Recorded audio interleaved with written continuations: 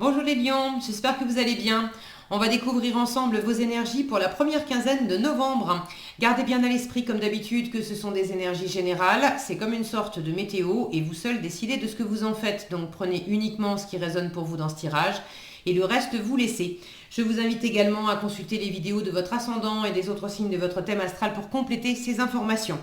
Ici, l'énergie avec laquelle vous entrez dans cette quinzaine, ce que vous voulez pendant cette période, comment vous vous sentez, la force qui vous soutient, le challenge à relever, le résultat global de cette quinzaine et quelques messages conseils pour finir. Les jeux que j'utilise dans ce tirage sont le Tarot of the Golden Wheel et le petit oracle de la mission de vie. Vous retrouvez sous chaque vidéo en description tous les tarots et oracles qui sont régulièrement utilisés sur cette chaîne, ainsi que le lien pour les guidances personnalisées. Alors, on y va. Vous avez la roue de fortune, le 9 de bâton, le 4 de denier, le 2 d'épée, le 7 de denier et le roi de coupe. Un tirage plutôt équilibré. Vous avez les 4 éléments de la coupe, du bâton, des deniers, des épées et puis un arcane majeur. Là, il s'agit de switcher vers des énergies plus relaxes, plus sensibles, plus posées, plus intuitives, plus... Il y a quelque chose là qui vous pèse. Alors, qui vous pèse... Peut-être que vous êtes un peu fatigué parce que vous tenez bon dans un projet qui vous tient à cœur depuis un moment. Vous êtes presque arrivé, mais vous aimeriez bien arriver au bout. Vous avez traversé soit des difficultés dans la matière, soit des difficultés intérieurement. Ça vous a chahuté intérieurement d'aller de l'avant dans certaines... je sais pas, dans un projet de vie, dans quelque chose. Bon... soit c'était simplement, alors ça vous a chahuté aussi, mais d'avoir voulu trop en faire, d'en avoir trop pris sur les épaules, trop de responsabilités, trop de boulot. Vous êtes des gros bosseurs, les lions, et il y a des fois vous ne savez pas trop vous arrêter, quoi. Donc là, vous êtes en train de quand même d'opérer du changement. Vous démarrez ce tirage avec la roue de fortune. Donc il y a quelque chose qui est en train de bouger pour le meilleur. Là, j'ai le passage du noir et blanc à la couleur. Regardez cette femme à gauche qui a le visage entre ses mains. Alors c'est à la fois de la difficulté, avec la matière, mais de la difficulté intérieure. Le visage est caché, on est rentré dans son monde intérieur. C'est-à-dire qu'on peut se raconter aussi, c'est regarder le verre à moitié vide et regarder le verre à moitié plein. Qu'est-ce que vous vous êtes raconté qui vous a pas aidé en fait, qui vous a pas aidé. Alors vous savez mieux que moi ce que c'est. Vous avez envie justement de dépasser ça, d'en finir avec ça. Vous êtes pratiquement au bout et vous voulez pas lâcher l'affaire. Si vous rencontrez des difficultés, évidemment que vous voulez lâcher l'affaire des difficultés, mais je sens qu'il y a à la fois ce qui vous occupe ou vous préoccupe et ou vous préoccupe dans la matière, mais il y a également à composer avec ce qui se passe en vous. Et ce qui se passe en vous, il y a ce côté, la pluie qui tombe, là, ça peut être difficile d'avancer quand effectivement il pleut, parce que c'est boueux, parce que ça glisse, parce que c'est pas évident. Mais ça peut être difficile d'avancer quand on est en permanence en train de se dire pourvu qu'il pleuve pas, de toute façon là il pleut pas mais c'est sûr il va pleuvoir, du coup je vais prévoir dans mon sac à dos, je vais prévoir aussi des pulls et des kawaii et ceci et cela et des trucs de rechange et tout ça, alors que finalement vous avancez et il fait beau. Donc vous voyez, il y a toujours les choses comme elles sont et elles peuvent être compliquées dans la matière, ça j'en conviens. Et il y a les choses comme on les perçoit, comme on les reçoit. Qu'est-ce qu'on en fait?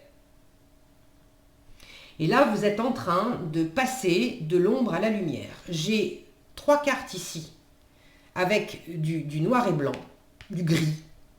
Et puis, l'autre moitié de cette carte, la couleur. Et là, j'ai la couleur en fin de tirage. Donc vous êtes en train de passer, vous abordez début novembre avec quelque chose qui est encore dans le registre du gris, du lourd, du compliqué, du fatigant. Est-ce que c'est, encore une fois, que dans la matière, que dans votre tête, ou moi je parierais pour un peu des deux, parce qu'en règle générale, ce qu'on vibre à l'intérieur se matérialise à l'extérieur. Donc dans quelle mesure vous avez rencontré des choses un peu complexes et fatigantes à l'extérieur, dans la matière, mais dans quelle mesure ça faisait miroir avec une forme de complexité, de pression, de choses que vous vous mettiez sur le dos intérieurement. Alors, vous êtes en train de boucler un cycle, vous êtes en train de laisser derrière vous tout ce qui était voilà, dans ce que je viens de décrire, gris et compliqué. Vous êtes en train de saisir aussi une chance. Vous êtes en train de changer la donne pour ce qui est de bâtir votre avenir. Là, on a deux tisseuses qui ont une qui a une bobine de fil de laine noire et l'autre colorée. Donc, c'est vous qui tissez symboliquement votre vie. Et ce fil, il est entre vos mains. Donc, c'est déjà de choisir. Qu'est-ce que vous pouvez choisir dans la matière? Vous pouvez choisir l'endroit où vous vivez, les gens avec lesquels vous interagissez. Il y a des choses que vous pouvez choisir dans la matière. Et puis, vous pouvez choisir intérieurement ce que vous en faites, comment vous réagissez, les postures, les croyances, les jugements. Donc là, il y a un ménage qui s'opère aussi dans d'anciens comportements, d'anciens schémas de pensée, peut-être du nettoyage dans les relations, du nettoyage par rapport au lieu de vie, du nettoyage par rapport au travail. Tout ce qui était lourd, intérieur, extérieur, en résonance, c'est en train de switcher. Ce que vous voulez, c'est en finir parce que vous avez déjà bien commencé à switcher, mais là, ça commence à être... Vous êtes presque arrivé au bout. 9 de bâton, vous êtes presque arrivé au bout, vous voulez la ligne d'arrivée, parce que là, ça commence à bien faire. Vous voulez que ça soit plus léger. Vous voulez aussi tenir bon parce que vous sentez qu'il y a... Vous êtes peut-être lancé dans quelque chose, pas que ça soit mauvais, bon et mauvais d'ailleurs, j'aime pas ces notions-là, je préfère les notions de confortable et inconfortable, ça donne pas la même saveur aux choses. Mais quoi qu'il en soit, ça fait peut-être un moment que vous vous êtes investi pour que les choses changent dans un couple, dans votre travail, etc. Et vous sentez que ça a bien avancé. Vous sentez que ça a déjà bien switché. Mais ça vous a aussi fatigué et il y a peut-être des moments où vous vous dites je vais pas y arriver, à quoi bon? Il y a peut-être des moments où ça vous a traversé l'esprit de lâcher l'affaire. Et par ailleurs, là, pour cette quinzaine, il y a une part de vous qui dit non. Je ne veux pas lâcher l'affaire. Alors, il y a un truc que vous ne voulez pas lâcher, ce qui est sûr, c'est que vous ne voulez pas lâcher ce que vous avez déjà en termes de confort. De confort matériel, vous ne voulez pas prendre des risques au niveau de l'argent, au niveau de la matière, alors votre lieu de vie, ou bon, tout ce que vous avez bâti concrètement, qui vous apporte de la sécurité, de la stabilité, vous voulez être dans l'économie et dans la prudence. C'est également valable avec vos valeurs. La valeur que vous accordez à vous-même, que vous accordez aux gens, aux choses. Vous êtes attaché à certaines façons de vivre, à certaines façons d'être. Et là, il n'est pas question pour vous de tout révolutionner. Aller vers quelque chose de plus lumineux, de plus abondant, oui. Mais si c'est pour perdre des trucs en chemin, lâcher la proie pour l'ombre, non. Là, vous êtes vraiment déterminé à aller... c'est la roue de fortune, vous voulez de l'abondance, vous voulez de la bonne fortune.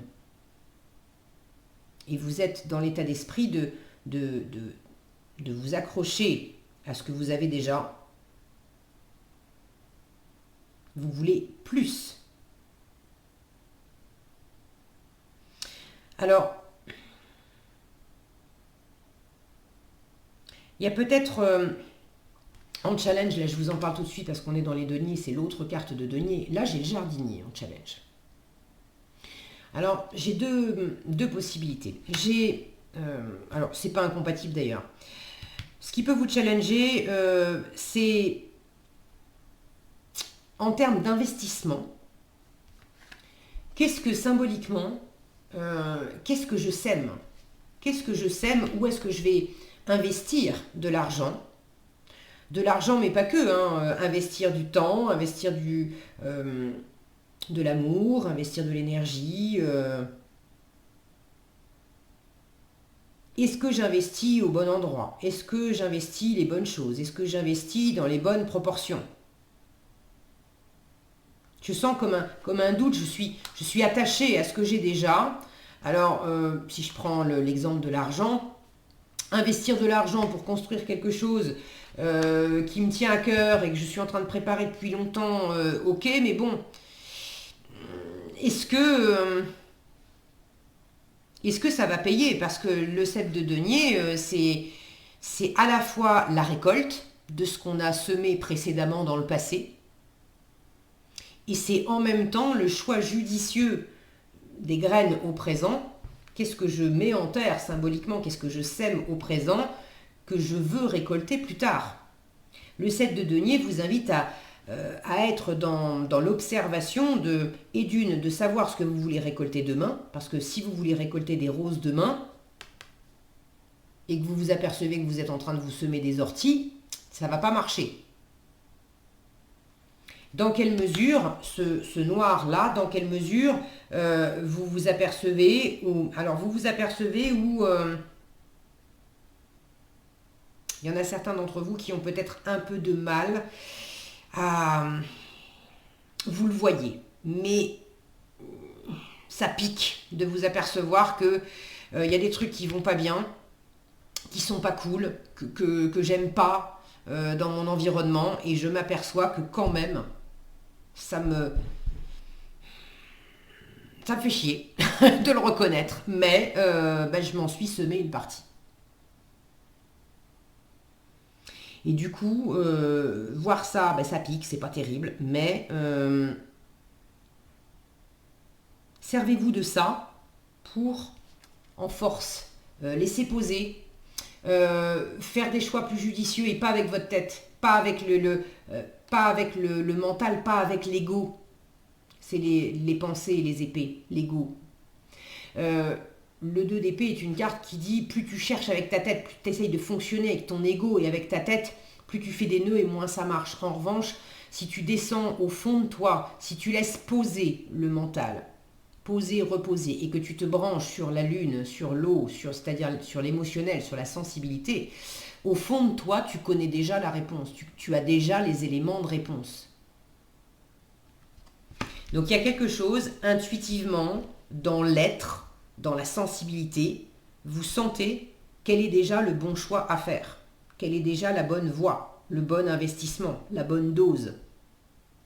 En revanche, mentalement, il peut y avoir l'observation que dans la stratégie, il y a quelque chose il y avait peut-être une mauvaise stratégie jusqu'à présent, et de faire attention à ne pas reproduire ça.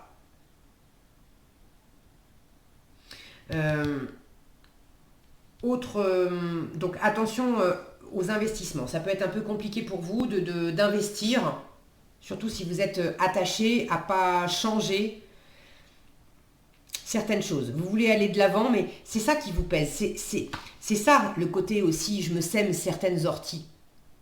Je me sème des roses, mais je me sème aussi un peu des orties. Alors j'ai pris les roses. Vous me direz, les roses aussi, ça peut piquer. Prenons des fraises. Voilà, prenons des fraises. Vous avez envie d'aller vers quelque chose de plus abondant, de plus nourrissant, et du coup de vous nourrir de fraises et de vous semer des fraises. Mais si vous êtes dans cette économie aussi d'avoir peur peur de ne pas avoir assez d'argent, peur de ne pas réussir, peur que ça prenne trop de temps, parce que ça c'est l'autre challenge, c'est la patience. Peur que ça prenne trop de temps, etc. Là, en fait, ça revient à vous semer intérieurement des orties. Et c'est ça qui vous fait trouver le temps long, qui fait que vous prenez sur vous. Est-ce que je vais y arriver? Est-ce que ça va fonctionner? Est-ce que il y a une forme de pression que vous mettez? Il y a une peur aussi qu'on vienne... il y a une peur qu'on vienne vous piquer certaines choses. Là, j'ai les corbeaux, là, symboliquement, les oiseaux de malheur, hein, qui viennent manger des graines. Vous avez peur qu'on vienne... si vous avez peur qu'on vienne quelque part vous priver de certaines choses, vous êtes aussi en train de vous semer quelque part du délai, du manque. La meilleure force, on vous dit bien, c'est laisse poser. Si vous avez un choix à faire pendant cette quinzaine, vous avez la possibilité de choisir, de trancher, parce que ce 2 d'épée, vous l'avez en force. Mais c'est pas tellement avec votre tête que vous allez faire ce choix. Le 2 d'épée, c'est également une carte qui vous dit, là où tu vois 2 options avec ta tête, il peut y avoir une 3e voie, la voie du milieu. Mais ça, c'est une voie plus intuitive. C'est une voie de médiation, d'harmonie, de chercher le point de rencontre, plutôt que de chercher où est-ce que ça s'oppose. Là, il y a quelque chose qui peut vous faire sortir justement de cette difficulté. Ça prend un peu de temps. Donc ça vous fait travailler la patience.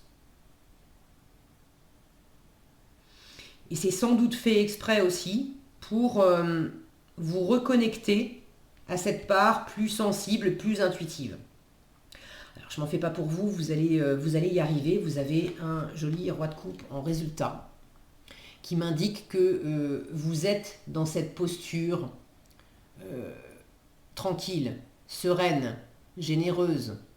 Le roi de coupe, son domaine, c'est justement l'intuition, l'émotionnel, la sensibilité, mais il ne se laisse absolument pas déstabiliser ni par ce qui se passe intérieurement en lui, ni par ce que lui envoie l'extérieur. Donc là, j'ai vraiment une énergie de roi, hein, donc une énergie aboutie, mûre, et une énergie bâtisseuse aussi, qui prend les choses posément, avec beaucoup de chaleur, avec beaucoup de générosité, avec beaucoup de... j'allais dire de sang-froid. C'est pas le sang-froid dans le sens on contrôle. C'est le mot apaisement convient mieux. On apaise ce qui était trop chargé en pression, qu'elle soit de la pression dans l'action ou de la pression dans le mental. Je pense que les deux sont liés de toute façon. Il y a quelque chose de beaucoup plus tranquille. Alors, est-ce que c'est vous? Est-ce que c'est une personne de votre environnement? En tout cas, cette énergie, elle vous fait du bien. Je retrouve cette notion en force de se connecter à l'eau, d'accord? L'émotionnel, la sensibilité. De laisser les choses... Le roi de coupe, c'est quand même une énergie qui laisse venir à elle. Donc ça peut vous challenger de ne pas pouvoir avancer comme vous voulez, parce que vous êtes un signe de feu, donc votre élément, c'est quand même l'action.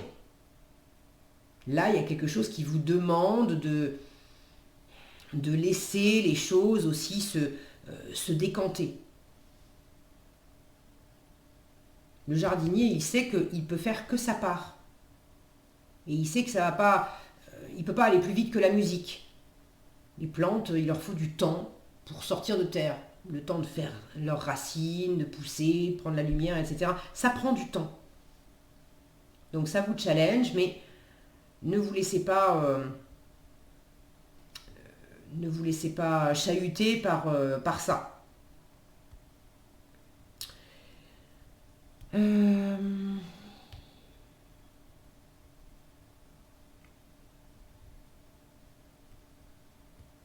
J'ai l'idée aussi de laisser derrière vous les anciennes... Vous êtes en train de switcher là. Laissez derrière vous les anciennes difficultés. D'accord? Il y a des choses pour lesquelles dans le passé, vous vous êtes fait des montagnes de certaines choses. Peut-être que ça vous a semblé être une montagne parce que vous n'aviez jamais réalisé quelque chose. Peut-être que ça vous a semblé être une montagne parce que réellement vous avez traversé des choses compliquées. Mais au présent, c'est pas nécessairement une montagne. Mais il y a quelque chose en vous qui reste de cet ordre-là. C'est laisser derrière moi les montagnes, là où je m'en faisais une montagne, ou les anciennes montagnes que j'ai eu à traverser. Mais vous arrivez au bout, d'accord? C'est derrière, c'était avant. Alors, j'adore.